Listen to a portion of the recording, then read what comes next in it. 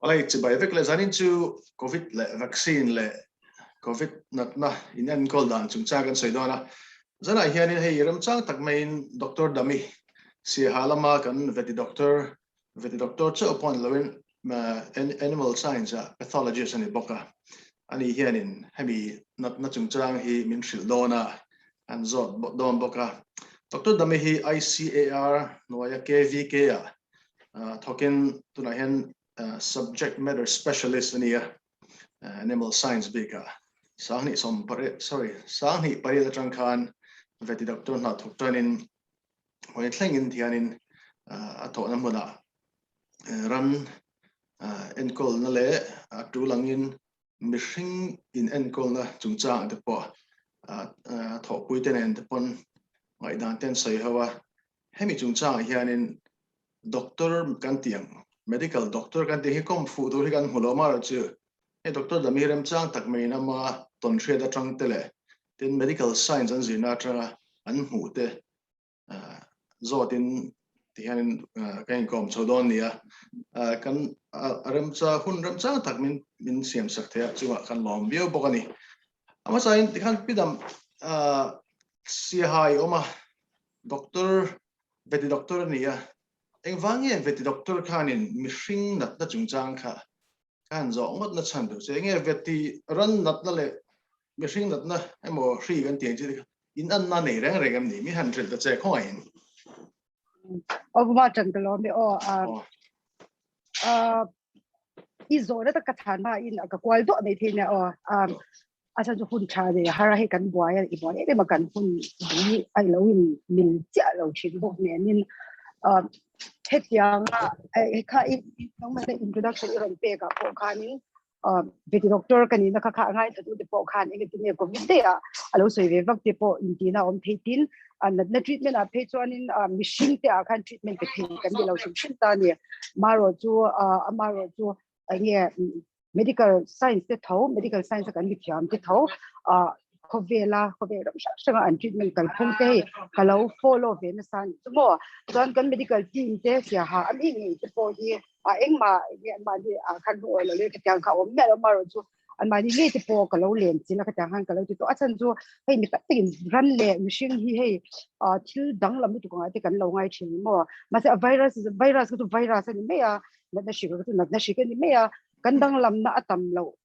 em na dilang chiang tu pakhat chu natna in trom te po kan lo ne ni chu adina TB te po kan lo ni chu ma chan hei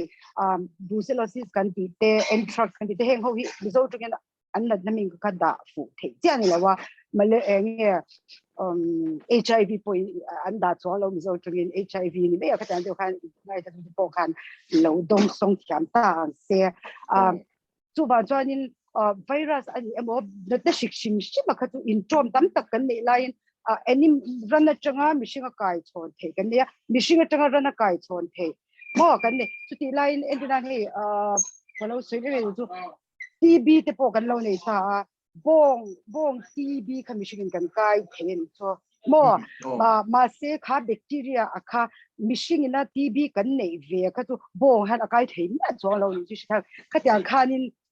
nge atap pe ka tyang kam mi zo nga ka tin hemi covid bi ka han ni kum la ma chang khanin kan nge soi to angai mi thei du la mi lo put sak top me do na hay kom interview ti le ma in kom ha kan ni mo mi pui na mi le interview te ka kan ku ve lo mo ge ni ai nga po tu se hei covid bi ka han nge ke ma hi kan soi de mi nga hei angai thatu te na ma kan lo ti lo na hei news te ka follow ve na sa chinen tin vaccination tung tang bi ka ngat phe chanin ke ma po khan tun kum ngoro ka soi kal ma me the mo tun kum april tha khan ke ma nge point atira chuan ka chung te kum upalam vaccine lak ti khan mo kan nu te po ka kan no de ni chu mo han na to de che o vaccine te ta ni chuan mak tu lai khat chu kai kha chu hei clinic himing ten kan ei ve ka ho kha kan ei fiu kha kan imbulani kha ta ko gan me min lo te min lo le sak te ka me lai mo khan mo hei ka mit ka chinga ka ri ru hem ja tu khan be tia kan vety professional kan lo practice renga kha aron lang ta ta ni chu enge ti chanin shilen line vaccine kan pengai lo ti khani shilen line vaccine kan pengai lo ti kha ama sabera ke ma ron lu fu kha chunta ngoi te u katia ka pa ti po khalo ti to lo lok te katia chan khan ruma ka lu chawa ma de khan French doctor pakhatina I kha vaccine chungchang ve aron ti ka chiar to ni chu ta khanin vaccination can become hazardous moi enge pandemic lai shipui le lai vaccine te ka hi thil la om theng thei ni French doctor in Asia to kha ka chiar pu to ke ma nge pon fake ke de thawnya of ma chan fake ke ni chanin ka nol mak khan to ta ma se khamizan khan bo ka nei to le point hey thil kan lo zir to ta ka lo zir to ta kum sari chung de because ka lo zir to chi shem kum nga UG kan sira kum ki kan lo zir to ta chumi no kum khat goa ka lo te international animal rescue hey incubation ta mo ko ta ka lo thok to bo kan chuan khata khan ni hey ka thil zir to sa ka amut khuna sa to to hey amu hil to ni chi shem immunology te po kan lo zira virology te po kan lo zira amu hil vek to kha ni vo in ni tun vo in chun khana nya to ka sha to sa mu hil vek to alaron tim han aron lu bel char me ni chu ta chang chuan in vaccine chung cha hi April vela chang khan kalo ka boy pui de to ni adik lo ni ke tan cha office ka kala office a khanin ni le khanin atu kha ka ru kha adik anwan to chan chu vaccine na tu khan an la ko khomreng tho box ni chu mo ta khanin kalo pot chap lok che Chilean line vaccine kan pengai lo ti chu soi French pai na soi enge a chan ber Chilean line pek lo kha enge a chan chu mo testing kha kan lo ti kai edina mass testing a har lutuk a har ya tun kan situation na pon remchang nga mass test kan chilawa kan rak ne apo kan ti kan chilawa ni chu mo a tirte a khan mass testing kha lo ti theita ila chu mok ma chan mass testing kha lo ti theita ila positive kan sha to zong ka thiar kila shi kan kata khan disease free to pay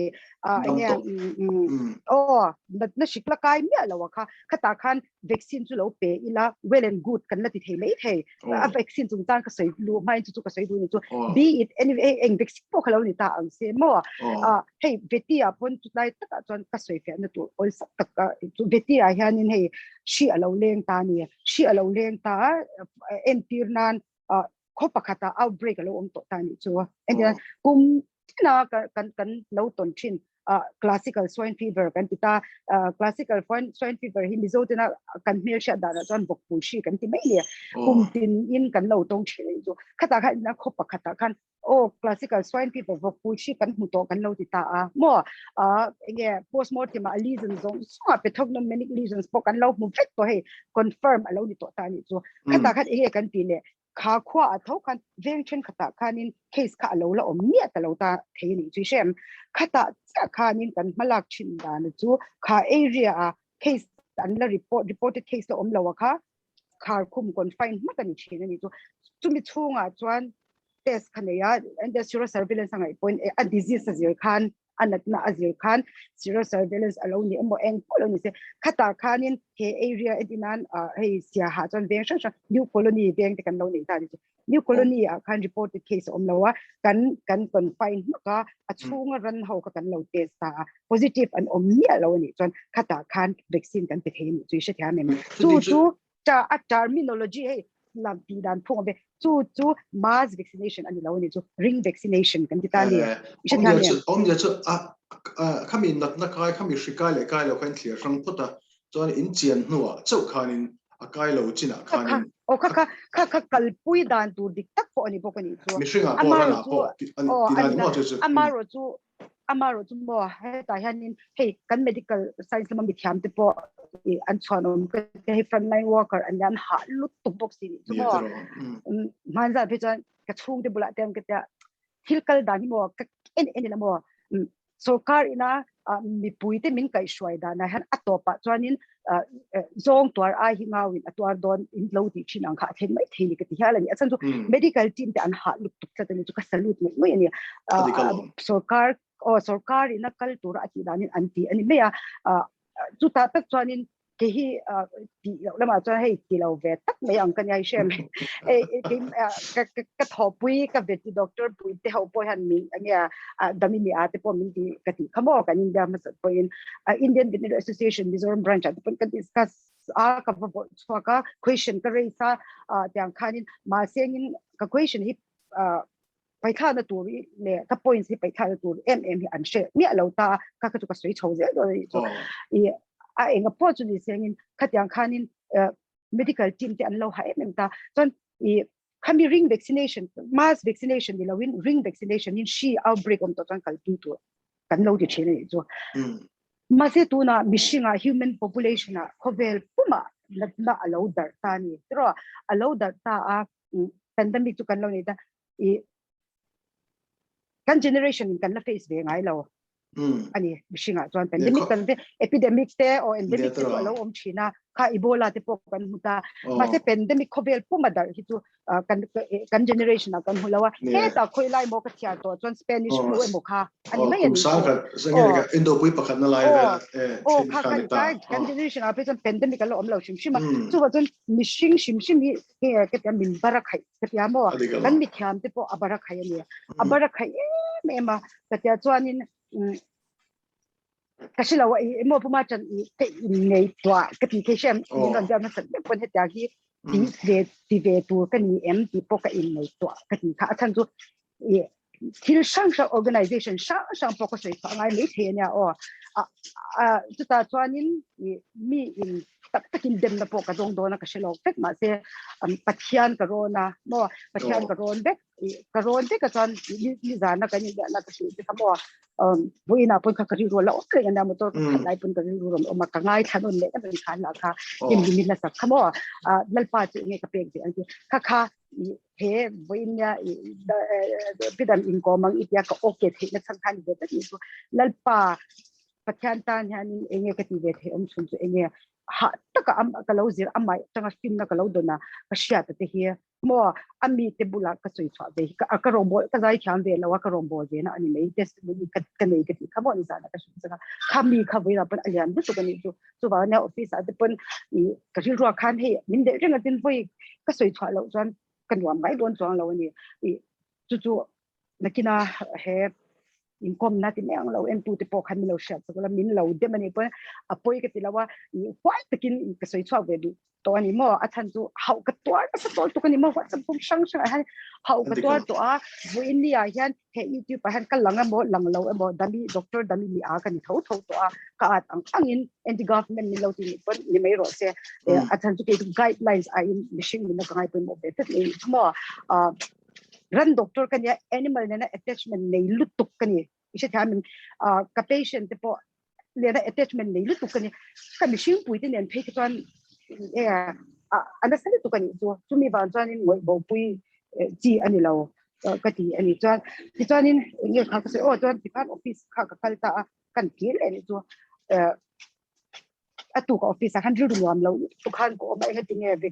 vaccination program sida po ma tan ni ron po sa na point na khan ka le tan so vaccination program ni kan kal pu si test le lawin nge vaccine kan pe si news la in zan tinin symptoms nei lo positive apang dum rem box ni chuan na hetak senior doctor medical kan senior doctor ai ti sat po ka pu hi om den mo chu ka han office tan khan ka chu ka leng mai ta ni chuan in leng te khala ni te khan ka thup le ka soi do ra pu khat staff te shat hlau tu kha ka khar ka ni kong khar khamo ve te ka khar enga ting ni ta mi de pu thil ka shi don se ka ta paper ka la so wa ti khan ka soi ta ni chu addict thelo ka ti ta ni achan chu symptoms ni alo positive hianin vaccine alo la kyan variant thar strain thar apiang chhuak thei don tlat ka ti ta ni ni kum kha thile ta la pu ni kuma khan kanin lockdown na kanin lockdown na khoi kanin lockdown na thathum thali vel mi ka chiang cha ta lawa kanin lockdown nu khan chuanin covid positive kan nei to lo kum top lama tro strain thar pakhat ma kan nei to lo ei mol mang de ka ron sei do na ya strain thar po kan nei to lo อาจารย์จู vaccination program กันปุยอันนี้เนี่ยเราดีกว่าคันตรอจูว่าจะคุยไล่ซิม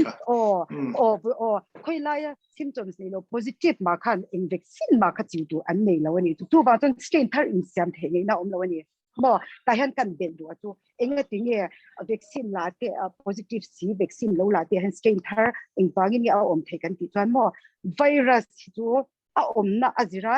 นุ่งเล่นุ่งเราไม่นี่ก็ติดค่ะก็ใช่ที่เขาบอกฉันท้องกันน้ำคนเชี่ยวมินเชี่ยวอุ้ยเกี่ยจู่พูดว่าจะมินเชี่ยวไปเราลุกตกกันยังบ่อินเชี่ยวจะติดก็ใช่เช่นได้जोกัน virus is a living thing virus is a non living thing ที่พอ debate ที่พอ science students ว่าที่พออันเราในตัวชิ้นนี้อาจารย์จู่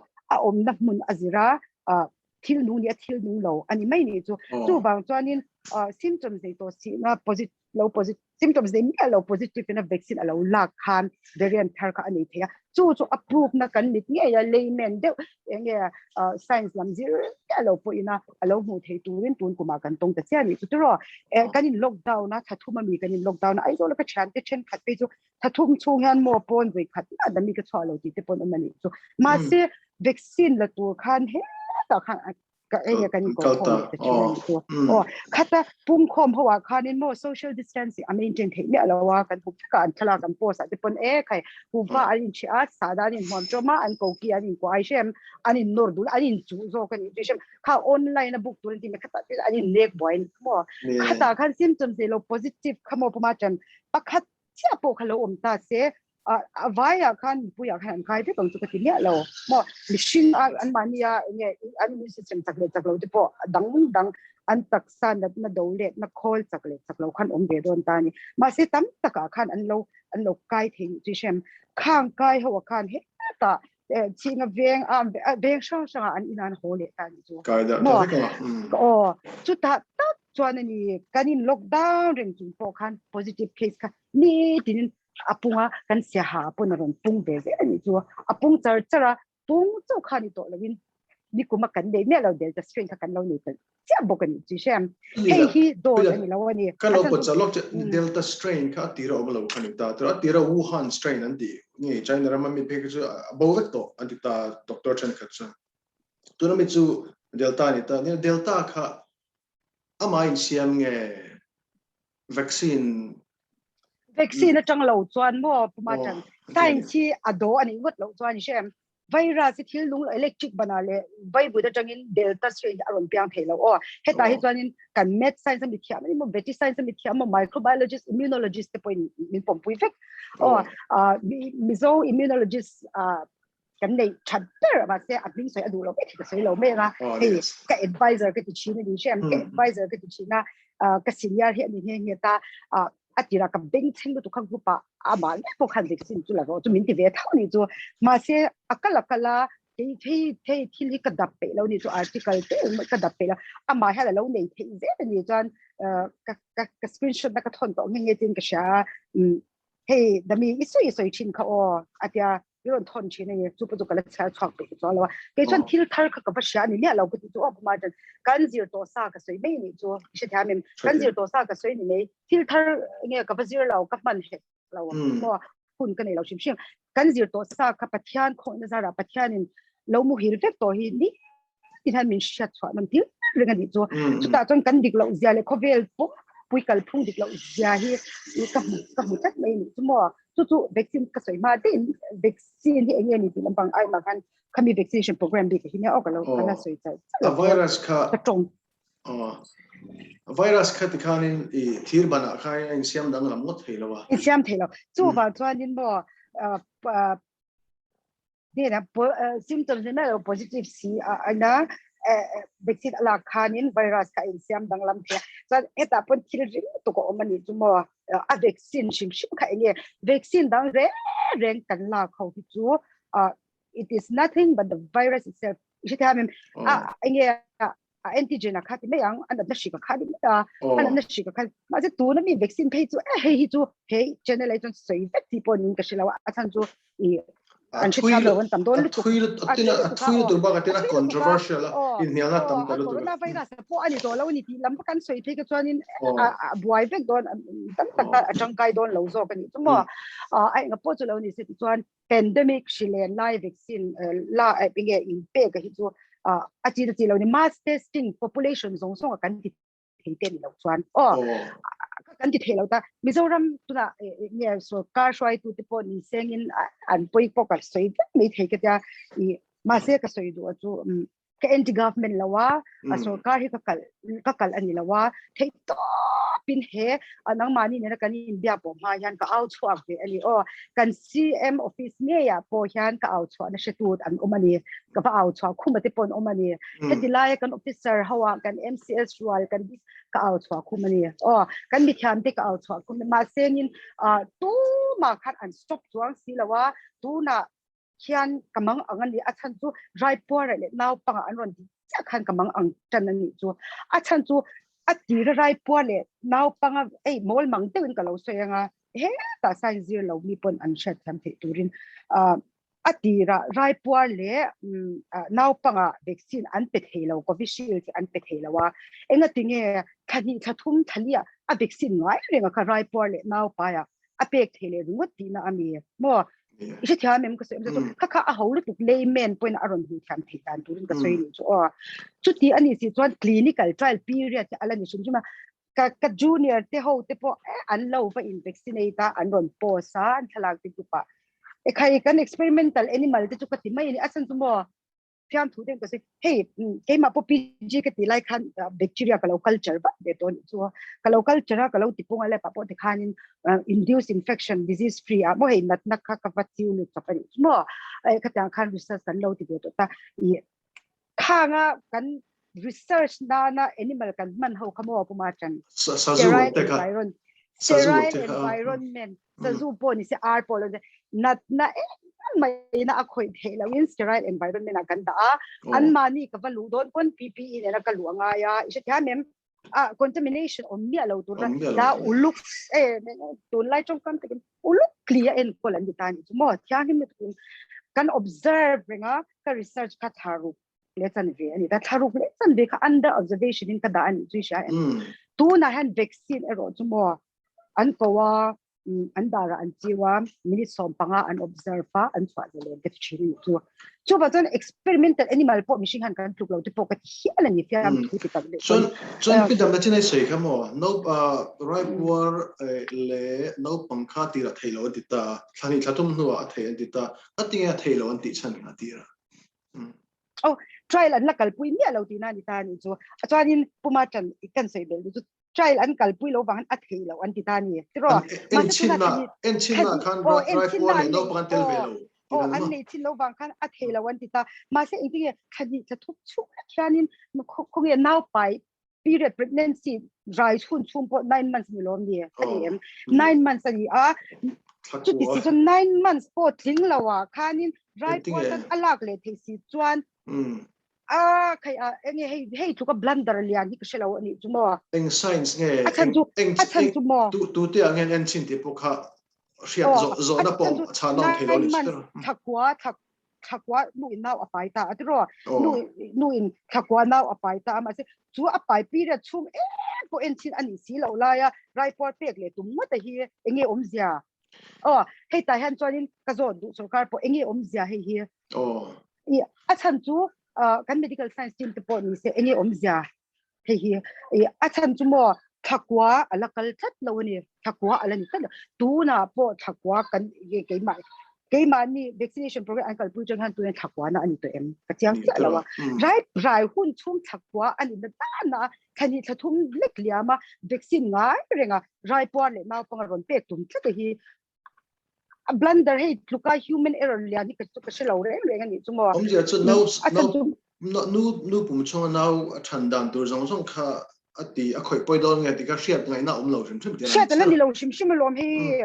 hriat ala ni lo shim chu ta now po chu ala piang thei ta lawa chi dia me now piang to sa kan eng har sani ge ron don di po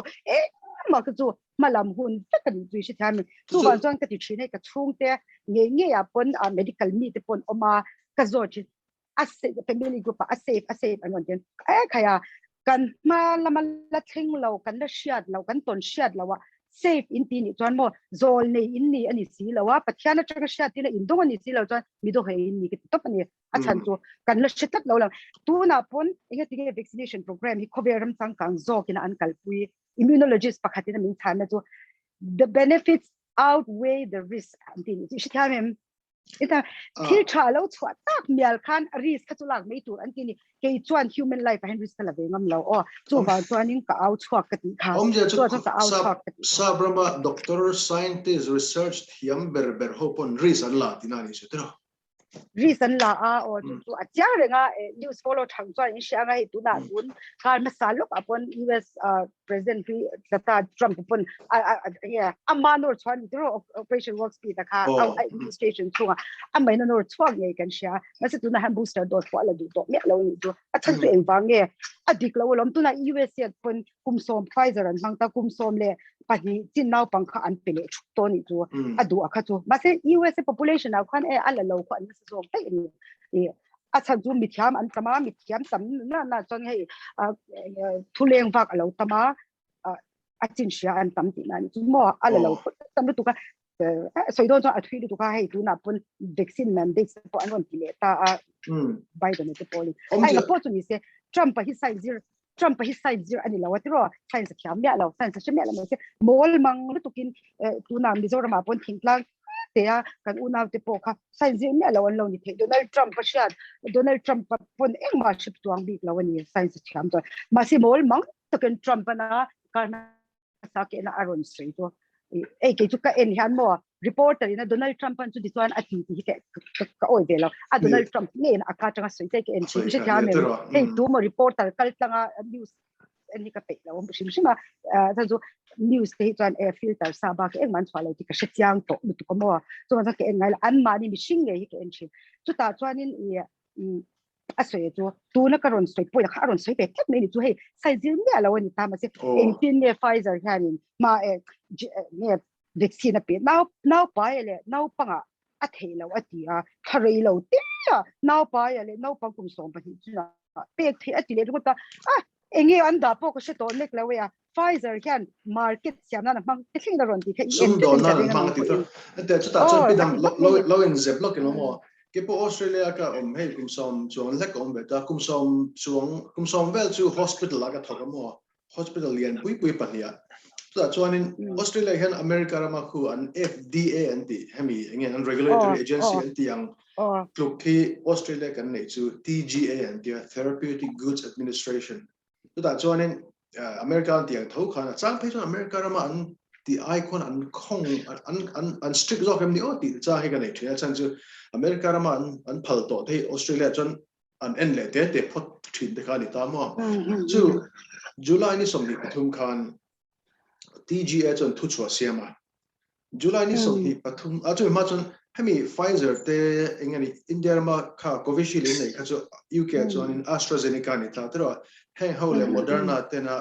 I sarkar hela an vaccine an thelu te mela mantura an thal ve kani hi enge a product information ti ta zero kha enge emi tina hei TV kan leya TV chan chin in jena chungchang in jena mo man dan tur man lo dan tur ti song in jena ang chi kha a product information kha ka en china July ni som ni pathum khan TGA in thu chuan siama July ni som ni pahnia khanin an reviewer kha product information kha no pang biga khanin kumsom panhila kumsom panga inkar a clinical trial pahi anneya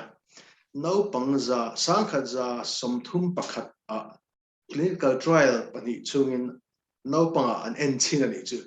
chu Australia ba hen makdwai somni panga ve kan no pang chen za ne no pang khat makdwai thumba ta po lo ama makdwai nga ta po lo ta se chu tiang rual la chu tiang za la chuanin mi sang khan le ti lek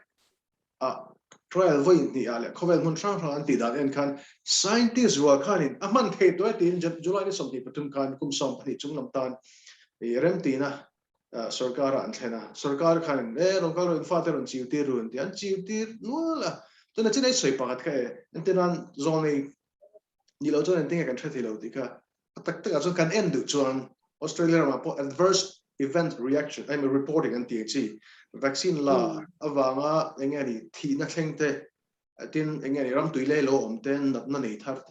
tu ra hian in Australia ra ma hen sing mani han can hun bet tan sing a chuang om to in report kha so anin start chon natna chi sang frang attend to serious they trying to serious vaklo te so anin attend to thi pui te no ma thi pui kha zanga do na nam to so no pang page America ra ma page on in no pang page on in no pang page on ti pon lo pui tling ma te pon ya no pang te po no piang him te po ti ha kan sai thleng lo wa chiang quang lo an ke zoi vek zeng vek ta te an nuai te lo nom tak me ni khovel pum pui an hian ti ha kan sai lok du ni a chi ai sai kan sai thleng mani de ulo ka en pakhat po ka mo US sea dental surgery ama kha ala Pfizer vaccine kha thazoi ang ti me hai current hi kal thin han ka sha ti shem ka sa khan amar chu khalam kha chu mo tai han puma jan alo ngai thatu na an sha tham lo ka lo en mo le grupa po ko soya mi na mi ti chin dan ngeting ni ti chai anti le chin chu mo in ti chai na ani lawani chu athal ju machine ti kan platform dang chawa kha dang ma na ti me ban ta pan a ngoro ka platform ni ve lo ka YouTube ti le ka platform ni ve lo kulal pana ka thil sha te share to min ti na WhatsApp group ani ang WhatsApp group sai to ka share na sa to kai mi Zoram put we power din mun ti ade tu nge min lo ek ka shila mo khatia nga te x car millions amount car million changa pass out to mo x car millions group pa te chu ta phitran kan senior chak to Grace Hospital ni to pa han an ha shit me ma se pas da nge pa pui tak ni ka sha achan chu ka thil shi te kha angai ven ve rujiao tat me ni chu mo ra cha po achwa to kha ka to sui lam chuang lawanga ai nga po chu ni se mi ti chena ani lawani amaro chu mi mal hianin bishing zong an phone number hi ka nei lo o sai ha ami zong an phone number ka nei lawa ka sui vek thelo shin ka shin vek thelo khatianga WhatsApp group kan vaccine la to kha an lo omani chuan enga tinge in sharp du lo da clear mai ro ka ti mai ani kan ta to en ton tu pakhat kan chilang chenga mania kan medical doctor pakhat borala avwa humna khanin hei se ha chon district council kan mai mo kan district council kan senior officer kan pa te ai pon upa ang mo kha khanin doctor dami ke chu mo vaccine hi dose kimin kala to a min lo ti ni ma se I thil post ho hi ka en chin han mo adik si han ka sha chu wang chanin mo mi dang te ka break du lawa I thil post zo ka clear pup ze a fin thak ka tia mi da nge mi ron hau ya ka ti ni shem a chia du te kan chia se changkaipui tu te kan an changkaipui ani ti ka sha ani atano mi tam ta ki min inbox ta an tamil group pa te po lo ba swan chin ani tu kha patya ni na nge mi te ne na nge soi ve tu ka mi te ne na ka thu te mi dang te a then tir ve da na kha ani mai ani mo maro tu bo india nang ma ka kom du na sen ka tu lim la wa chang kha de no khami la atanga ka testimony do chang kha ani ta ni chu chanin kanu ka ro nang ka ti pho ka ron ta me la wa chan tu kata han ka dong chiang lu tu kan ni tu min tu ka khan mo kha bang khan ka ron shi ti khan ta karon bek po na chan po hemi chung cha han doctor chu ke chu thakhat na chu ni ku ba chang I lo ngai ven to ta ke chu thakhat vel kal ta chang chu khat ka ngai ven mo ka ngai ven chan po na ki na ram cha sei tai la chu me ma chon engari doc kami ka ngai ven chan na kan share product information te kan share no stand up te sal ni lo ti te engani immunosuppress ang chi he kal thak to mo engani taksa chak to lo khatiang te kha khatiang chi han thak engani test mo data lo om chatok lo ti te no pang lom lo ti jong jong ka share tang kan chu science background kan ni me lo wa arts kan ni but chu science background eng ma nei lo po khanin he chu nge om sia him lo asiam tu po dan shelo di zia kin min thil chu hian tingani him tia kan soi the him anti tlat la ya ka thiam thei ta lo ni chu chuan ka zota kan kom ko kan chung te po nom no na doctor te po ten kan thien te po nom chu ka zo apia min thil chu ngai tu chiang lem lo in a product information am po chia lo khan sarkar in lak turan tia an la top mai ni kai VC in tang an awa kan la an mai lom mo VC tang an awan la mai lom kha sign zina trăng lệ tin sign zina trăng lộ con thil ti om a po ka ngai lo sa pra ma pon ni tho tak tak a chon sa pra ma pon yoi lo bang in oi lo bang Zoram anti dan mai mai ang khan tak tak a chon sa pra ma po doctor thiam pui pon an la pop mai ni tu tiang chu an din ngon ne nge ni chu ta tak chon kan soi tum zo chu dam doi kha abi kina in chiu chi kha dam doi ani lo kha ati kha na kina poi kan soi men chu fia sak ta la hemi in chiu chi su chung cha yan kha kan threpe ka tro khovel history indo pui panit main hitleran juda ho kha an aswat ta tro aswat lo zinga thanin experiment nan mishing juda ho kha mang thin ni kha kan threpe ka tro an chiwa ti kan dam doi mak pui mangin chuanin khami indo pui panit da zawa hitler ten chaklova chuan kha nazi ho kha an court an king ani khan Nuremberg trial an te khan khata an Nuremberg trial atanga ron chok to Nuremberg court khan ya kha doctor le medical lampang sa in shreveka in chiu na chi reng hian ala tu turina a rem ti na lo chuan thil thei ani lo ti kha khovel pum puin an pum dan hang chu ni che lo ma se in hriat thiam na khawm ta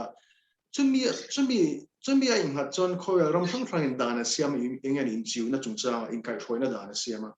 Australia rama hianin Australian immunization handbook an tia sarkar lai puina siama chu da pe chon valid consent an tia hemiang tho in India rama po ma khoel ram tina omang ka fiat so lo chon North Korea ten ngot lo chon chu da chuanin a sei ber chu dam doi kha emo vaccine kha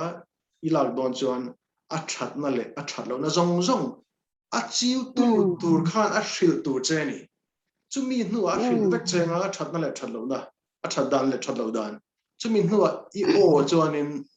I thunia nangma consent nangma rem tina nia chumi tel lo chuanin engani legal consent anti danina hei dan thlinga engani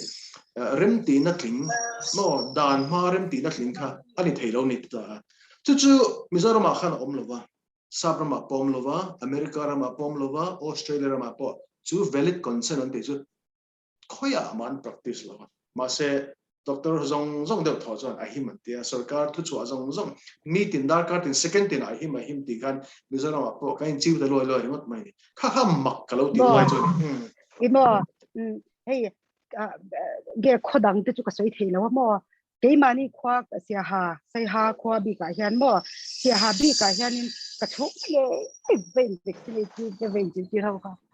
hey symptoms they are positive ka soi khamo an om ren china bang khan ani le an jiu do na che shitlang in khwa sikem rimsha ne kyang zo na pakhat ting dong yam ka ta chu po chu zo na po chon tong lo ani chu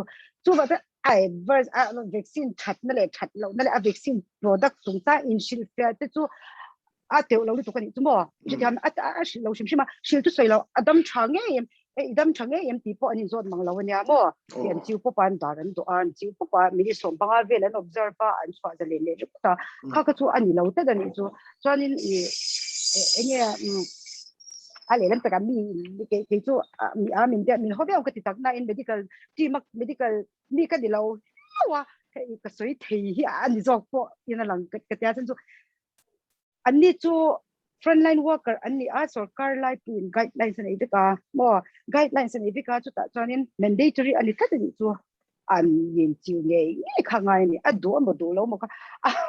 khala ta po kha issue nei tham ani ka tia mi hoi sen de pakhatal hi chu om se chu ke ti chin ni mo kan bi zo medical chi ma de pon mi hoi sen de pakhatal hi chu om se an nuai han ko vela han doctor tam to hoi sen tak doctor ka ti khan medical doctor ke lo po mo doctorate in immunology doctorate in microbiology amitam to hoi sen bonding chok tu an om yin karim ba se an mani ber an din chwa chat lo chanin backup tu kan me lo lo ke po be doctor me kan ni tu shi thamen ke men ka ding chok thelo ni tu medical doc ba se kan zirain anga kan zir ka practice ni me ya kan zirain ang te ka enga tinge pakhatal hi chu ding chok se chon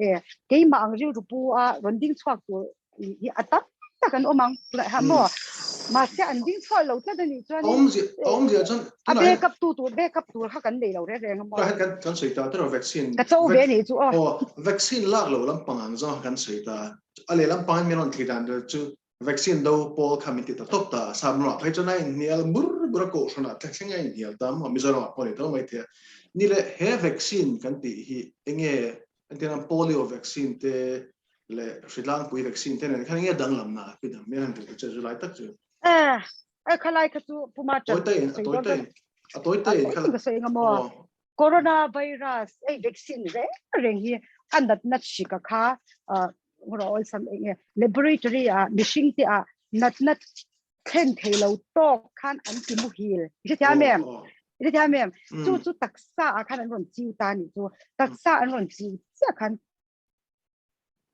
kan taksa hianin natna do let na khol alo mi mo chu mi khol a chuanin cells kha alo siam tan chu kha cells ka kai kan ton sim ate kan bon me ro ru thing tang kin aron siam thing khan ta kha ta kai natural killer cells te pon oma te cells sang oma khalai ka soi tam lawanga science ni lo tan chuanin engi an va shi thiam che don chong lo ta ai nga po chu ni senin khati khanin kan va chiu lu che kan taksa aral veng tu khan mo immune system anti thin ka tro sap immune system kan tia kha kha ni hei chu ka taksa tu re ni lo pathia ni na ka taksa da ni thlat lo khonge pai chwa kan tum te ang ati ta ni chu pai chwa tum khan chu ton se la chang te kha ta kha antibody kha aron siam ta cells aron siam ni tu shen cells kha aron siam ta chu kha cells kha atai ta kan ti le zer ta antibody titer kan ta kha to ni chu taksa khan chu ta le anua chia khan chu indian zing shi khalo ni ta se mo kan ji lo kha ma se zeng shi then lo tok tura laboratory ti mu khil ti so yani to ni chu ma se taksa tur kha zeng shi kha ani lo wang khan taksa do pol khan ado le siam to ta ni ta khan zeng shi kha ron leng ta fak ta ni ti sem zeng shi kha ron leng ta aron avalut ve ta ri wat ni chu mishinga khan ma se mishinga khan avalu khan alo mel shat to sa kha lo ni si mo alo mel shat to ke ta ma lo ti to lo wa kha do le thei ta kha ani mai ta vaccine na sa tho chu tu tiang che ton tu na po covid vaccine te po hi mo ani la dik ta ka chon khaya pu ma chan enga ti ye tu ti si vaccine dose ki ma la hian covid a positive ta kan sia ha kan medical doctor dose ki ma la te pon positive le ta ni tu om lo re chu mi chu coronavirus achang siam ali lo achang ta em ni ro achang te em ni chu chang ni lawin coronavirus achang ngei vaccine ta siam po lo ni ta se variant thar aron chwa zel chuan an vaccine la ki chongkai lo rap tha kan chu tak chuma pidam chongkai lo rap tha kan chu Donald Trump pakhanin amala na wangin temaila sakto khan operation warp speed mangkhanin vaccine khan siam ta chur da tro kum danga tun man ti aya chak vek khan ta nile tuna vaccine kan lak kha a formula an man kha tuna delta variant beina formula inim ani lo rap tha ka mo ni chu sai lo an edino buma cha khala ko min zo thi kan tira chan chuma kan tira voina han cover in Australia ma po ai chiuti chur ta tro masa kain chiuti na vaccine phon ose ta la kain chiuti na vaccine kha delta variant beina ni silo atira Wuhan variant beina ni dai si ka chan atin zon tu lo ka ron ti kha ta me lo chu wa chuan alom vaccine kha lo tha men po lo ni ta se mo amma sabera kha alpha strain po lo ni te ren se eng strain po kha lo ni se mo tu na delta strain ata na tu ne vaccine thar angai tak chu Israel a dos thum na dos linan ti ta na chun hi Israel ramate po kha chu mo kha chu a vaccine kha an upgrade mo ani lo chuanin delta strain la ka chang aveng chong lo a chan chu an siama kha he ta ma sabera pandemic ma saber ta na ando tur ta na siam ani si chuan eng ang point kha chu booster dose taksa antibody titer ti sang de tura booster kha chu lak mai ni to ni chu ringa mem chuanin tu na han om ja chu mo anti na mon mang teu ka lo pen changa classical swine fever ran na train kalo anti ranga mo classical swine fever virus thoni ta ni virus ken thoni ta bokpu chi mi zai na kan ti kha ti chuanin kan Indian Serum Institute kha du khop ti kha lo siam chhak thi lo ni chu vaccine kha mo chuan enge kan ti le ta Zoram chu thil in chu sak ti ta mo Burma khilam China ge Burma khilam tang classical swine fever vaccine ka andalut ta ni chu chuan dam doi dora ten zuara chuan khalai bor vel tak khanin selesi veterinary college khanin in department ni ta khan hei winter short course training khan ko mo ta han ka han kal le ta 2013 ni ka sha chuan bisom hi 121 days training ang khan ta khata khan question ka raise ta ni swine fever hianin mo strain sang anei ni chu lo ngai thatu de khan he ta COVID-19 khan lo khai kin go se swine fever kha indina he swine fever lo ni ta se ka kut hi tro he strain pakhat ni ta he strain dang Zoram khan hemi strain chau kha kan lo nei ta ni chu vokpul shi hemi chau kha ma se he ta kan vaccine lak lu kha chu he lai mi kha lo ni the ni chu kha mi be na tu kha chu ti ani si chuan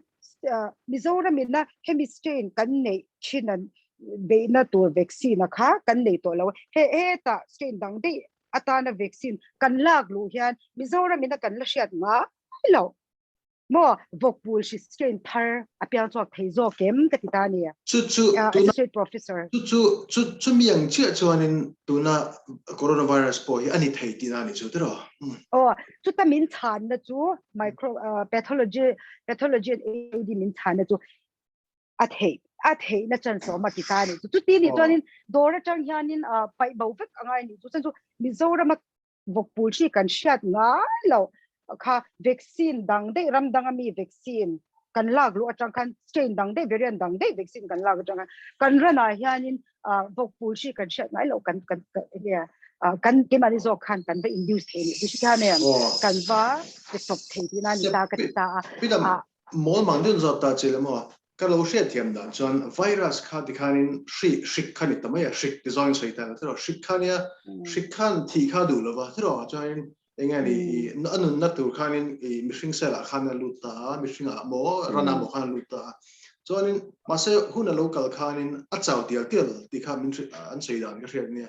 mase a strain kan tiang chi hi ain thak nang lam dan khani ta tro ain diran engani spike protein an ti headline lo enga pirve wang chi ka om dan kha ain thak ka tiang chi te khan sei dan ka riat tiam dan chen ne khami kha ain thak chan chu anh là trên sảnh đâu khai thị khá đủ rồi vâng nằm giữa khá tụi mà về bên khang ai lắm bo tụi nhà anh thế khai lại tất khăn cho nên sẽ thiam lâu cái cho nên anh lâu sẽ thiam lâu anh cái tụi na COVID vaccine ta anh man na spike protein hay corona virus spike protein khá anh lâu thì khá anh lệ dễ là như chú thì anh lâu cái sợi anh lâu chú thiam tụi cái vaccine production nghe ina answer ni tamo puma chan no kin ka important chu taxi chu machine kan lo tiu si hian kan lo tiu lu si machine taksa pathian in spike protein hi om tur arwa tan si la bani chu mo etinge heta kan taksa khanin om hun avakhwar ve do ani si to kan taksa a kan immune system khan alo do ve anga mo mol mang de win ni chu alo do ve hey autoimmune disease kan ti ni chu ma ni le ma ni tak chunga changa indo na changa na lo chuak the khang ti po kha thui tang nei to chuan immunologist an khang cham ro ka helai tak ti mo khang ti po kha a theng thei mai lo mo ti kha question lian tak tak me chu wang chuan na ka ti chu ti lai question tak om lai kara right point now pang te vaccine lo pe ki chu ke chu ke advocate lo ani top me ni chu pui tinga po ke ma pon vaccine ka lo shima vaccine hi lak ka tu ke ti lawa ka va te po hi vaccine hi lai ke ti a chan chu pathian in mo mishing te re nga hianin kan pianga nu te tu ya colostrum kan lo in ta ni chu kha colostrum ma khanin kan immune system ti tak tu khat ta kom kha om to ani chu kan tak sa mo kha natural immunity te kan tia medical term le any scientific term innate immunity kan ta ni chu vaccine chuan enge avati acquired immunity ani ta tro acquired immunity symptoms of immunity ni ka symptoms of immunity hi mo natural immunity I had anti achazo khelo chu bang reng in khovel ram tam tak vaccination failure om tuna pan COVID vaccination failure vaccine symptom zo vaccination failure lian berli garing mo tuna vokpulshi upon vaccination failure om thonia om zel he keima dor ke clinic talo nei beta heta pon vaccine te pokalo pichwa kan ju parvoviral infection atang te pon combine beta vaccine ta pe to nge apon parvo ka test lo ka soi ngam lo ma se parvo like symptoms ki shi thia mem parvo like symptoms on nei le kha an zel ani kha ho kha red mo pcr te pon lo test ta ila an lo positive feng me vaccination failures to vaccine ma hi ne ni da tu na voi ni kha min hial ne to vaccine ma han min veng tak ven tak lo in din si so everything in tisha ga da in si ka ti thế kan se han vaccine kha voina vaccine le antinan polio vaccine te ro flu vaccine ka tiang chi an lo na chu adang tunami hit an ra mami ho chu le vaccine dang kha chu khami an na fit kha anti chau le ta khami kha kan taksa nge raldo tur pol ti mai na kan taksa raldo si pai kha e tak alo thlen huna kha hri alo do thera tur khanin an ju phel hriat tir ta tero chuan khami mang khanin kan taksan chiuru ta chuan kan taksa nge ni kan immune system an ti kha alo bot sai ta masa tunami hi chu khatiang khani lo khanin an na hri ka kha an chiuru ta jok ti na ni mo spike protein kha adeno virus ki abe kala mana ni tina hey mo pumatan vaccine production na vaccine kheta thokho an article hi chu kanga me se pakhat ka chiara chu po chu ka chia thwa lu mo da ni chu khami a vaccine na pa o ma kha voinia enge ka ba soilu tumbe le ka ve be ra kha ni lo mo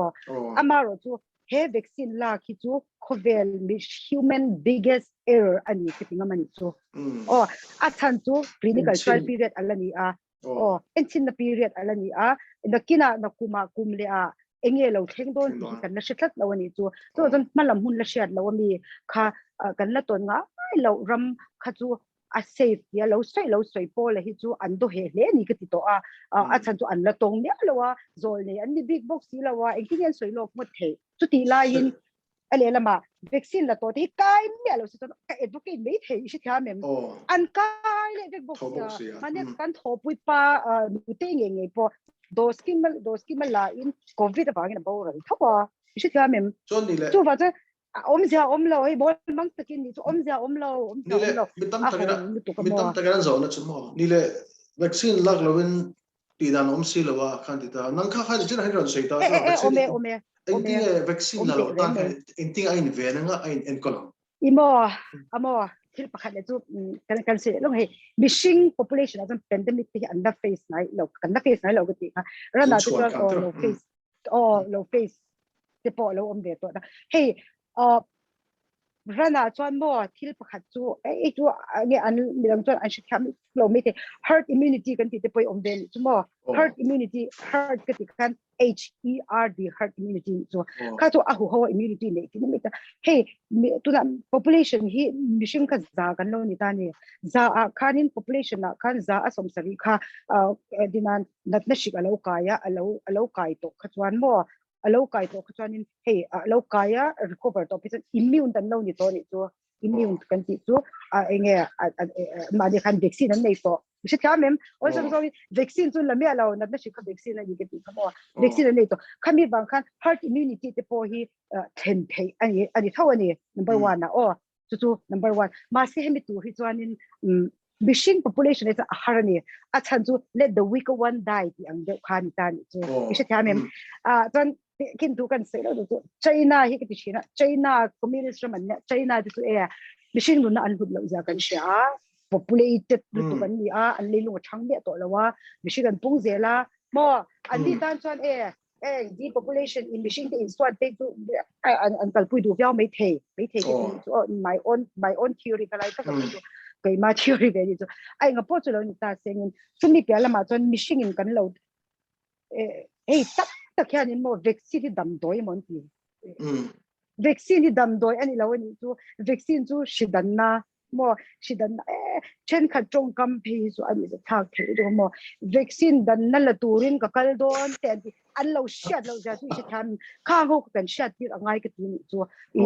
vaccine hi shidanna ani shilen line kan te lawa shi akhen ma pek turin ta covid chu akhen ma in kan nei lo kan lo ngam mei turin pathiani na kan taksa natural immunity ada changhian na sat takin a fight back be theni chu ta ta chuan kan soi be du chu viral infection tam zo khian mo viral infection tam zo ka hian kan na do let na khol hi ati chak lo thang pui ani chu mo thok te ka ti sao ta tero immune system kha ati chak lo chin ani chu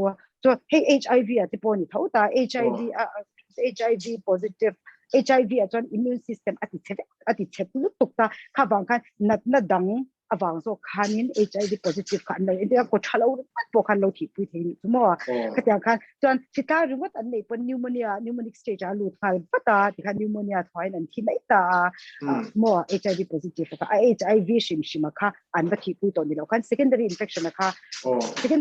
ka ti chu natna dang an mani batlang bok tu ka mo kha ani ta chu tiam che chuan tu na pon kan natural immunity pathian na kan taksa an na dole na khol min pek khian adolet the adolet ja chu kan mu renga symptoms nei lo positive hi nge symptoms an nei reng mi si tu ta po symptoms nei reng akati symptoms po nei positive bok vitamin C le steam ruwat dam le negative le an tam lik to Zoram COVID positive shim dam doi mum khat po e lawa dam doi mum khat po e lawa COVID positive shim ron dam le hi an tam lik to kan so ti kan em negative le mai an tam to soi tur ka so entina hi atam to ko mo ma chan he ta han ral khel da hi an borang lu to ka bo WHO khian an borang lu tu ka ti me ya khata khan lu ka lu zoi do na chan chu phun ko inei tam lo mai thea phun chu idu to inei chin i pe chin chen ni kuma khanin coronavirus aron ta atro WHO khanin te do sa te ro miswal khom ka ti do me ge WHO ko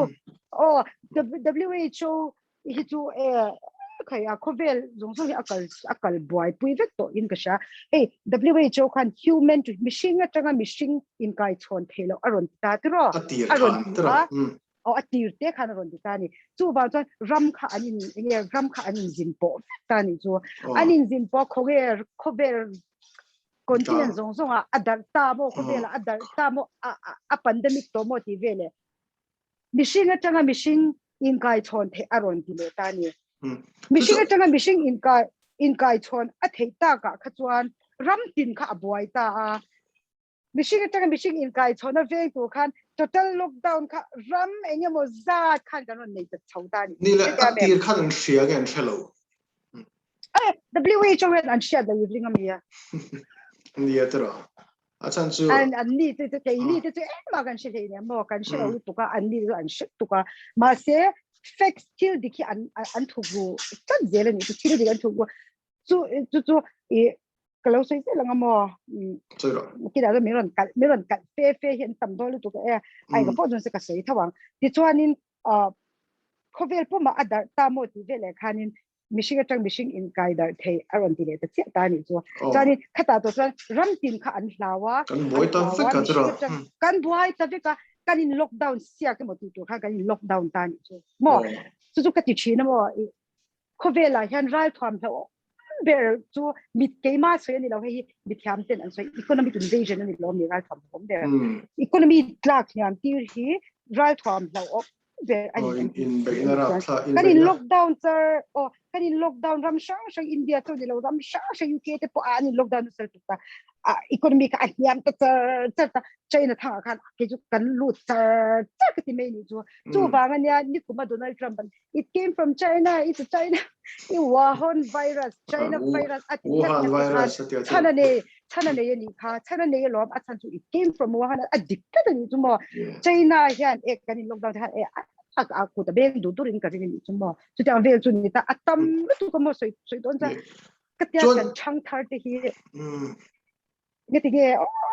critical analysis an pe lo rege sha em ke le ka tham de wan ni ta ni chu an le kha an thiam an jir sam thil hey mainstream do han an kal ka ti chini ni chu mo an mainstream do la news te CNN BBC LPS zone ti na aron puan ma chu man made virus an ti poi an ring chwang la wang ma chu as atinge asan chu mo eng natural virus singe hetiang khopa borok in thang dang lama in acclimatize zung hi mo natural virus so is a man made virus ka chu hair freak hi siam dang lamani atia trencha ni lo apatia maro in siam ver kan ta enge akhoi zo khang edik ni ai hriat adik kha ke inga sila wa ka ngai dan khani ve le do ala ni kuma khan bo ka se ni kuma khan in thasik lai khan kan han se chungchang khan ta dan fb te po kan mu a he pili ni te pon an ron posa bo ti khan he virus hi khobo ta khobo angai tin he mishing te kan lo swal to a engki ke kil engki kha ai lo ta I chu ban chan mishing te kan mu chwa nan chuan I virus po kan lo mo zo po kan the ti te pon pili mi khan lo sui khan ta ka ring em po kan ni chu amaro chu kan han kal zela thasika tangin mipuya kan chuang ka ya virus positive kan nei zel thawani chu chuanin monsoon mo wa tuitla a virus ka aladam renga chuanin thasik so dam ti Zoram po dama desert adama khoya po dama tuitla tamna dama drought dutuka adama survive te kan chu eng tin nge eng natural virus maksak tu khingi hetia nga in thal dang lam de kalau zirvetin science kalau zirvetin hi adikani si chuan laboratory cell culture tam tak pal tlang ani lo chuan a survive thei lo ta ni tu chan ka soi to kha virus to om na muna zira nuwa thi mai pen ta electric banaw ta thi mai ya vai buton to na thi mai ya machine tak sa chuang da damani mai ya isi tha men cell culture to nutrient media kan ti ka nutrient media shang oma eng anta na to chabu to ka ta khulaya an chain lab khu mi thiam cho an ship ka enge an ti chin thu khu China sarkar phemi communist party te ina ge enge research antina station ani tatani khuta khwani tura pon zora ta taki we sa pon an nei to ai nai funding ani an dilawem Dr. Anthony Fauci zirtian tu ani an khangin an ta Anthony Fauci CDC and how to packet me ke chumo ta ni to ke ti apati ta ni alo mo pa te so sa hey so there is a gain of function research kan unload nei chinani gain of function chu han I know unrestricted bioweapons yamna unload chinani so she hey to gain of function to virus kha inan virus pakatan upper respiratory tract so lo khoi ta ang se mo kan thok chin chu lam pang chau kha lo khoi che thei ni ta se khu laboratory a ku chuanin mo kha function kha antipung patan an ko chalo ko lo theng ti theng ko si ko theng ti tu ba chuan gain of function research and la mo tu size zone ni chuan ni fulai ni ko si chang se an ship ta nga a bi ma chong kwan lo tu chin ni ta ni chuan fulai area atang khan he corona virus an sa be ta tat si chuan environment shanga aron survive kan ni ma khan chuan ka science knowledge zin te atang pok khan ka bi thiam wai ni she mi ka va she thiam atsan natural virus tanto a harm to kan to bacteria to ni se kalangai thiam thiam bo bacteria to aerosol se bo wa ka da dam the ni she thiam men hey lo ni kha anthrax kan ti bacillus anthracis kan ti te pe to ten kan lo kai ta rana pum shi kan lo kai ta kan lo shi ta kan ten kan zai post mortem kan zai hong ta bo ro ne na kun ai kun tek cha khanin aron nu zo kan ti shi thale shi thale tu tan chon sa a survive the zo tu environment apo a survive the lo ti zo ka pom the ni te asa ni box lo virus ni box ya tro a thei lo ni top tan zo om zia chu alan dan zo eng ma chung kha bo ta fit mo i trong chu fia ve ka i trong chu fia ve ka ya ni mun ka han met ka shile to ka shile i trong kha fia ve ka apoi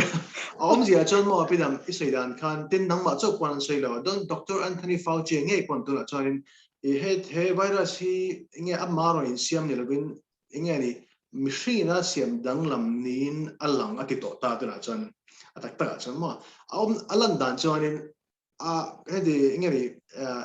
ama ni dan phung pa ngai a na tho dan pa ngai pia lam thok thei tu ra anti dang lam nge ka su ni na la ani ti ro kha lo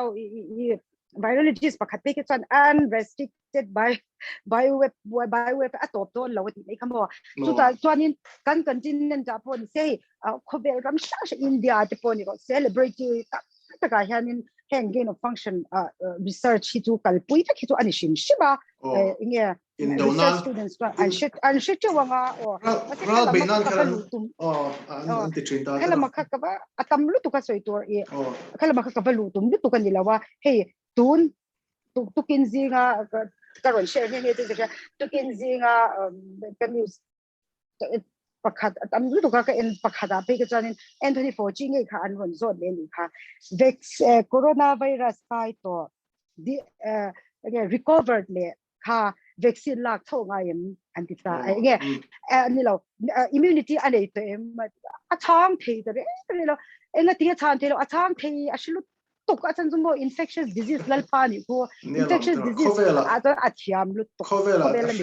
shaber pol ni chetro ashebera nga yani tani ashelu tuk achan chu at least 6 to 8 months to min veng don chang tu vai khat kan infection kan nei han ma se asoi du me lo inga tinge asoi du lo vaccine tan lu ti le tho tu malom lo ve to po khat vaccine khala ti an kum tan alang tu ta ka lo pot cha lok chang mo the Bombay doctor pakhat Dr. Lalzaidami Mello the vai gowami i virus natna ni wang khain doctor kanina ka dina trangin virus natna kan enkol dan pa kan enkol ang ti kha angai dan ania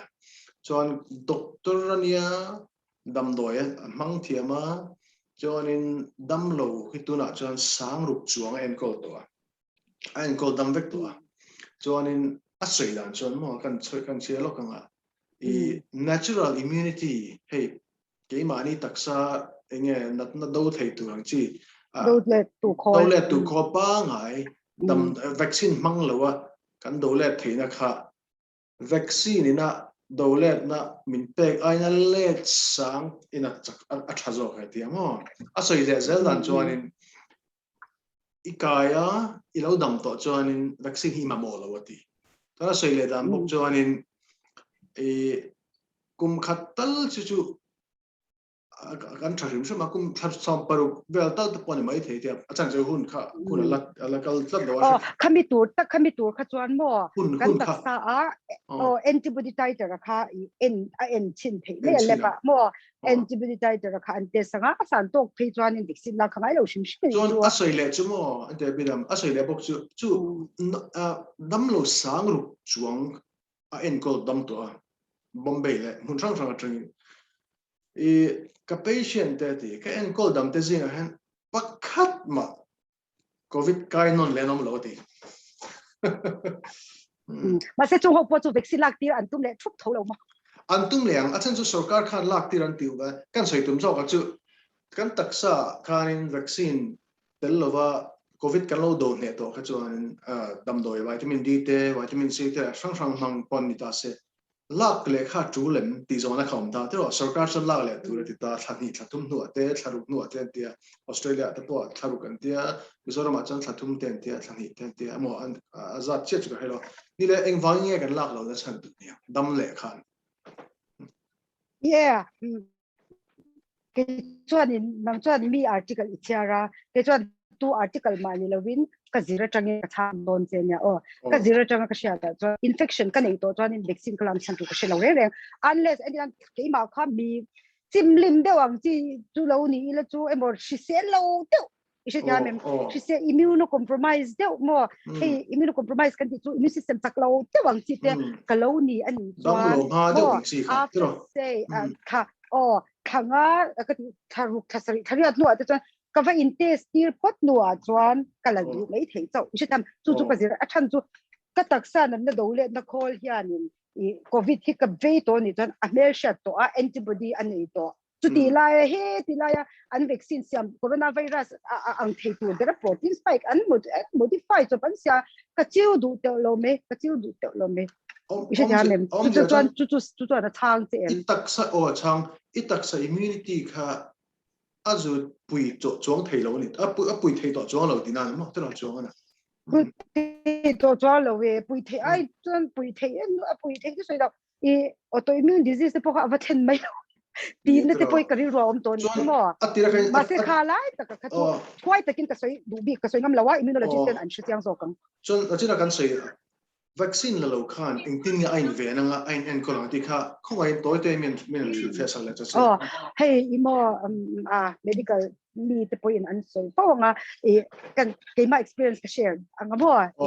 lo ga ka tu te kha april kha khanin shitlang ka khwasika karim shat na po wani chu tu na inge coronavirus covid positive power and symptoms zinga pakhat poi mo em ka rim shat na lo khan ta ni chu flu danga pak lo khan ta ni viral flu danga chu rim shat em karim shat na ka lawa mar chu ko khwasik ka bang khan ta true net lab kan nei ta tengpon kan chan di ha mi ron kola i ron cho theido nem sample kan ti do na mi min ta ngro ka pe lo kha ka ti ze la ka khwa ka sik de ren tan chu mo chan kai quarantine chuan lo mo kan family khan kan khosa ho thawa chanin ke ma khan azithromycin kha ke aya azithromycin 500 mg kha ke aya chuanin cetirizine ke aya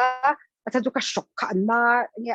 akhip ka childem te po khar ni chu mo cha ka ti na sabe tu ka in steam bok ta ni chu tulsi hi ka dropa tin tulsi la han ka lo se ka research ti na tulsi hi mo ka bacteria induced infection bacteria natna shik nei mi alo ran tha thum vel ka lo en chin to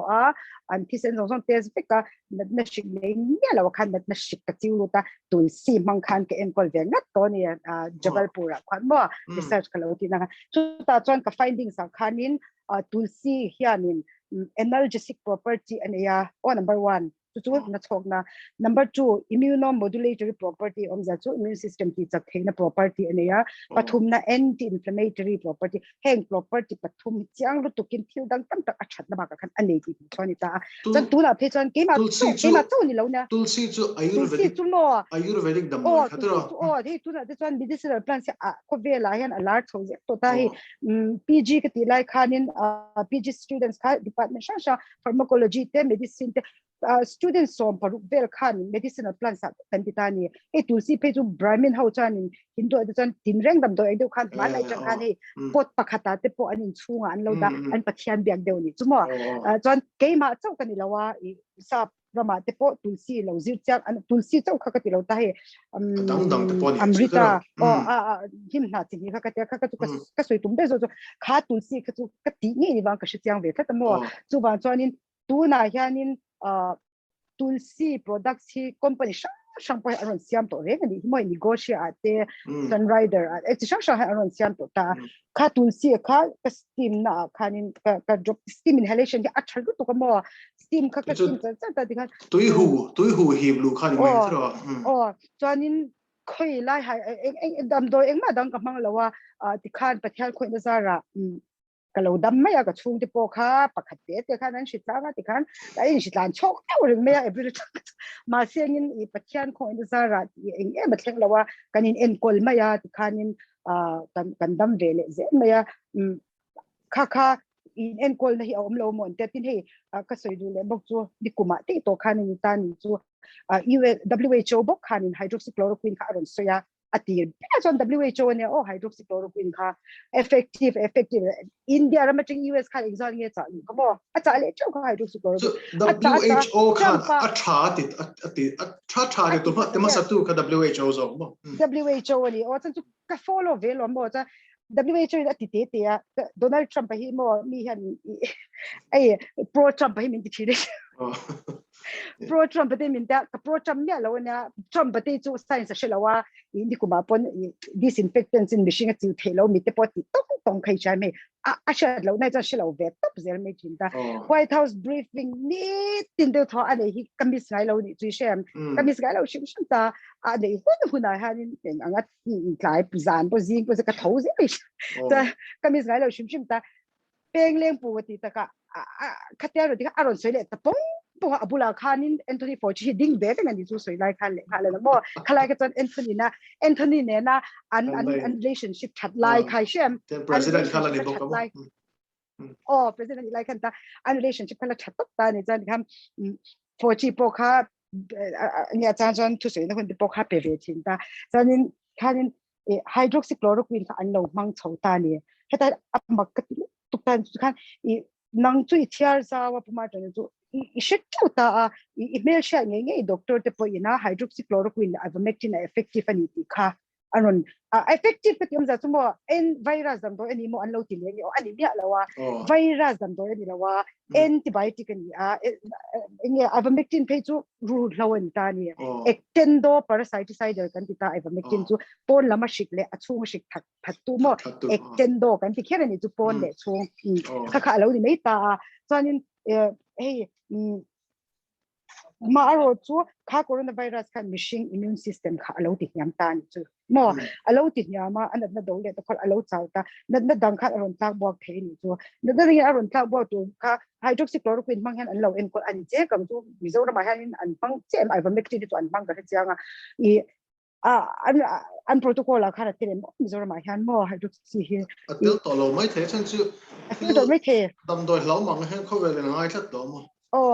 chu WHO va ta kha chan tikhanin mishing andam puya andam pui tian sha de amaklu tu ka WHO khan ivermectin manakha aron thop lo le ta ni chu aban chalin ka shilo a thop lo ti zong ning ka shamo chanin a khap lo na chan chu WHO lisa ngai kan he dam doi thani essential medicine ti lisa hana tel sia kum som nga chong ko vel lo mang to a himma tha ti thia da wang khan engeran engere kha malaria dam doi ni ta tro a tha lo ti ngot ti thut thu ho lo ma se covid kan chan covid do nan le covid dam lo en ko na a tha lo khan ti ta chawani tro khan covid khan ma sengin WHO khan a thop le du lo ni chu a chan chu enge ti cha WHO chu khovel zong sungin an en an tlat ni chu WHO berina a thop lo chuan khovel doctor tak khan an ron e lo le me do na enge an ron du lo le me do na ni chu mo chan chu ta chuanin lo enge makkatia a chan chu tun thai ti khan ka sha so lo Indian Bar Association khan hydroxychloroquine apom lo abang khan WHO hi aking ani ti kha kan ka senior pakathian in miron shat le amo khatyang vel kha enge tinge a thar mishing te na andam pui si kha manan phalle kat lo kan dam hindu lo mi mo puma chan eng kan dam andu lo min di enge min di populate tak an tu mi so nge ni covid vaccine te dam na ani ti min rin he tir tumin mipui te force vaccination min kallu ti an tu ka mi ti na hi o ma chu ta chuanin ke aya mi thil chi mi le thil shizau tak zo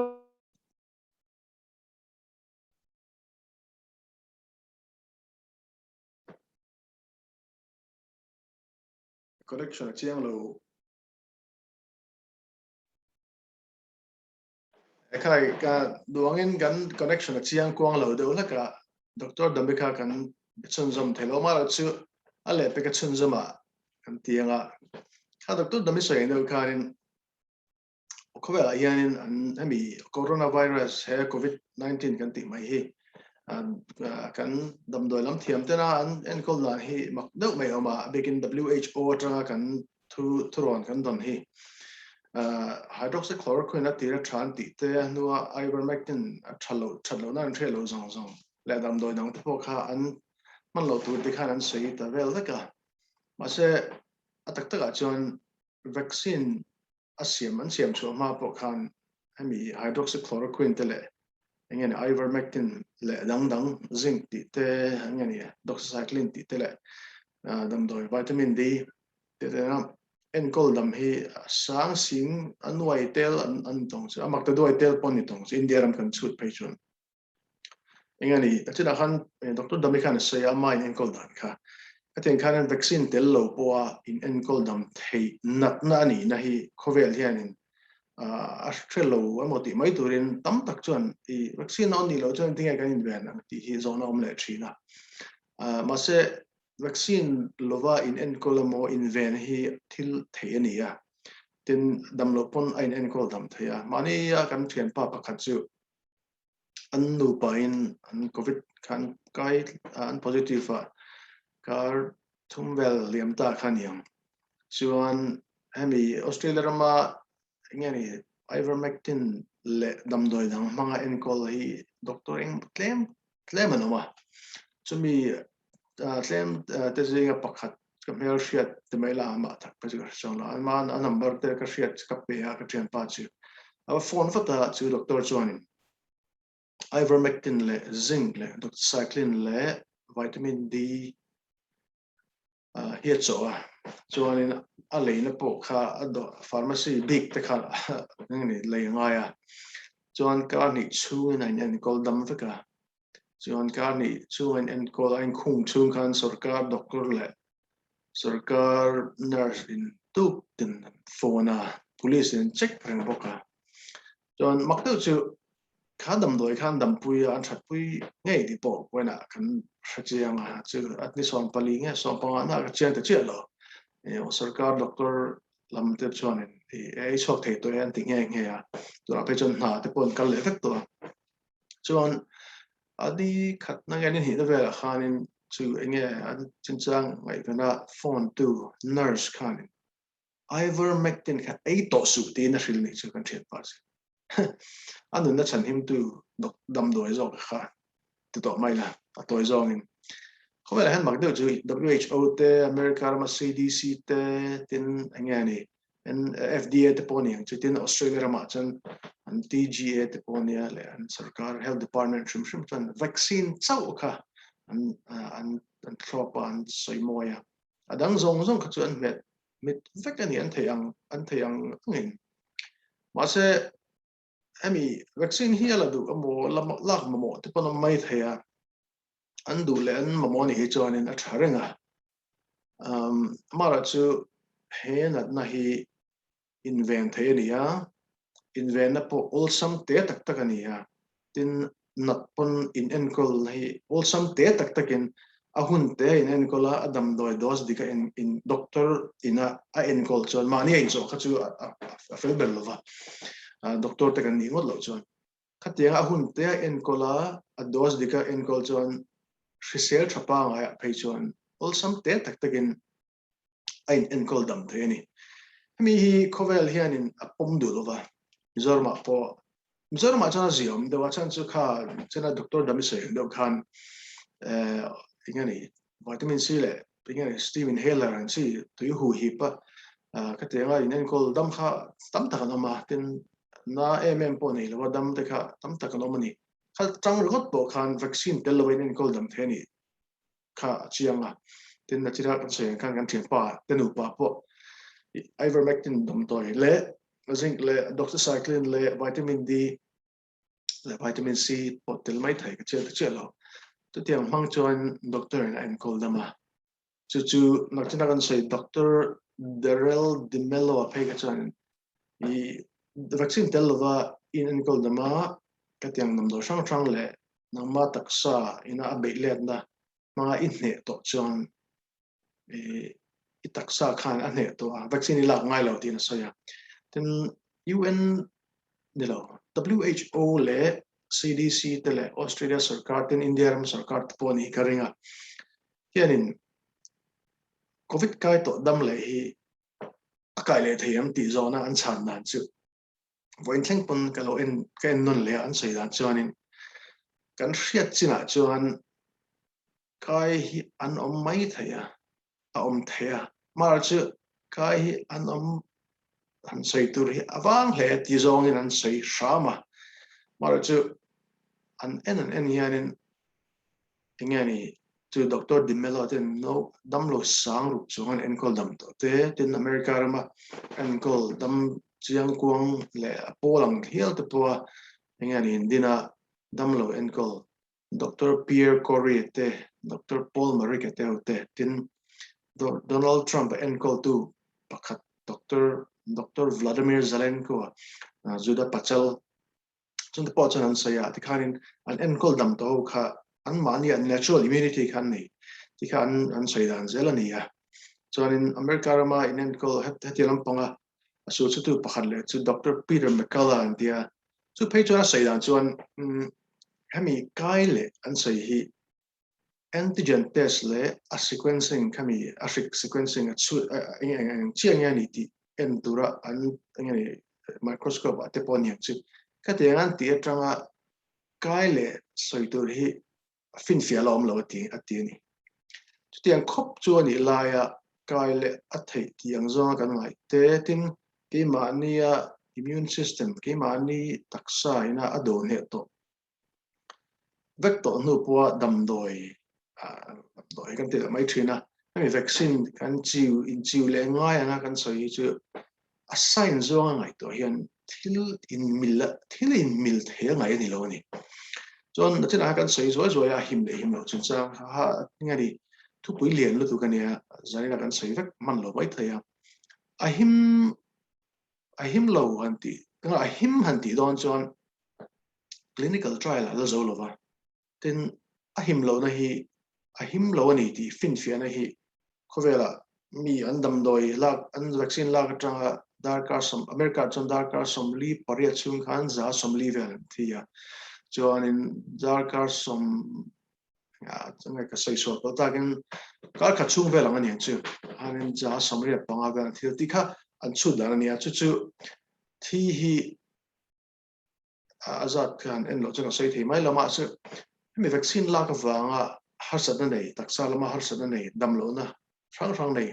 ain report na mun anti virus and the VAERS kon mani in en thei lang ni pon an website en culture ni lang vekanga kumsom chunga thiza america rama chun an chin che zong zong chu an chin che zong zong de yanin mani report tu ni wangin an hriat dan chon an rin dan chon za pakhatatra za som borvel chau he ain report en ti he chon kumsom chunga khatiang various report thiza I can kumsang hi som ni khan in report kha kumsom chunga ain report ain kumsang hi som ni kum khat chunga heng covid vaccine awanga unlock no in report thi khan tam zo khani chu tiang zong le Australia ram at ponia tin America ngin UK at poni chho zel di kan ram sang in report na mobile ta in report na chu India ram at ponia chu an the vaccine unlock nuwa ngani heart attack nei te emo blood clot and tisen blood clot hi mezo tong an sei dang check hello ka tiang nei wa thi kha ngani azate la sang te tak me khana ma khatiang zong en khan he vaccine hi a humanity kan sei don ni chuan chin doctor dami sei ang khan thu dik lo kha kan sei ti na ni chuan chan a humanity hi sei thei ke chu ka ngai lo wa ata cha him lo na kha mi hring nun aswat na tam tak kan huwa tin chu mai lovin andam chunga kal thei to ai lo tu lang chi te zeng hlen anga hriat te tin zeng hlen lo ni pan taksa zoi vek ang chi te tha zoi vek ang chi te le an thin chiang ko long kha khatiang chi nervous system thalo kha tam ringot mai Australia ma pe chuan singa chuang kha khatiang na sang nei kha in report na de te na vak lo te tin serious de te po khanam tu ta and these are just zanga borvel ani to ni chu in report kha chuan chu tiang zia chuan Australia sarkar na vaccine wang ani ngei ti a fin fi du chu hriat velang nama ma se dang kha vaccine la tanga tu ka thi ti te aktiang sang khan amani imponi se kan sai du chu hemi covid kai hianin ain en kol dam thaya tin covid kai lo tu hianin dam doi thren khat mangin ain ven thei boka ni chuan kai hnuah khan dam doi pangai mangin ain en kol dam thaya chuan dam to kha ke mania kan natural immunity ke mania kan taksa natna hrit do tur sipai kan tiang ho khanin ado thei to wangin doctor damlo enkol dam tak dam do sang sin ke tel enkol hovena an soi chu ke mania natural immunity kha athato kani doctor mekala pe chani a robust atia atsak thato ka chuanin engani tila ko a complete ai hi engani nakila tan po trangka reng to tu natna do reng covid do thei tu ra nge ni chak tok to reng ani tina sei nge na ma po chu ka te covid kai dam le khani ya chu tiang chu ni line kan doctor te kan sarkar te Australia ma po Mizoram ma po Vaira ma America khoi ram te na me kan ka tiang lo zong hlir khan sei sia thu dik le dot ka chu mani thu dik kha doctor ni me lo pon medical science eng mar hello pon thu dik zo ka chu kan pom tu ra ki chu ka ya tin doctor dimelo na sei la pakhat chu e virology zina hian tia virus hemi in thak dang lang in thak dang lam kan ti a mutation I can a variant thang om kan ti mo virus in thak dang lam reng hi eng tika ama a hlaum zo mihring ta na hlaum zo hian ala in thak dang lam ngai lo ti chu khat tiang te kha ani chuanin delta te chu kai ol sam zo mai ya ma se a hlaum lo zo ani chu ama a virus shim khamo chu coronavirus tun ma lom to te atang pon chu anem heta khat tiang te ni pe chu a hlaum a ti ro ha ta kan hu strain khom to lo nga ngai nia tu ra kan mu tam ber chu anga ni delta nia adang strain polom se a chidang polom se chu Dr. Dimelo se yang ka virology history kan share dan chuanin ain thak dang lam hianin a chak lo tial zo zel ani ati pe chuan a hlom dan kha ane tial ti ani chu tak tak a chuan tiang ni la ya chu tiang ni chu lo ni ta se dam doi in ve na ma dam lo pal pon in en kol na ma vaccine kha ange tang kai na en chin vaccine a chin chang hriat lo vaccine lo tang kum som mai pon lo tang kum ni kum thum kum li kum nga chu an tinge kan taksa hong dan tu hriat lo vaccine khange dam doi thapa ngai dam doi himpa ngai doctor ten an thiam na an medical professional judgment and clinical judgment an thiam an zil thiam na manga hei thania an rin taksat mihring taksata na him tina an cho khami mangai nen kol kha ti kha zona lian ta kom ta ni chu